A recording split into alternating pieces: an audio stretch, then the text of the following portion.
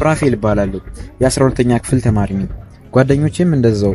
እረፍት ሰዓትን የምናሳልፈው እንደዚሁ ደረጃ ላይ በመቀመጥ ነው። እሷ ደግሞ ሳሪና ትባላለች። በደብዳቤ የምንተዋወቅ አፍቃሪዋ ነኝ። ከሷ ፍቅር ያዘኝ ገና 11ኛ ክፍል እያለን ነበር። ነገር ግን ምንም ያክል በወዳት ለመናገር ድፍረቱን አላገኘሁም። ስለዚህም በደብቅ ደብዳቤ በመላክ ፍቅሬን እገልጽላታለሁ። ለምንድን ነው ለኔ ማንነቱን መናገር ያልፈለገው? እኔ አላቅልሽም። እንግዲህ ከዚህ በኋላ ደብዳቤው እንዳይልክልኝ። ማን እንደሆነ አላቅም። በተደጋጋሚ ደብዳቤ ይልክልኛል። ብቻ ቃላቶቹ ፍቅሩን የሚገልጽበት መንገድ በጣም ደስ ይላል። ብቻ ሳላቀው የወደድኩት መሰለኝ።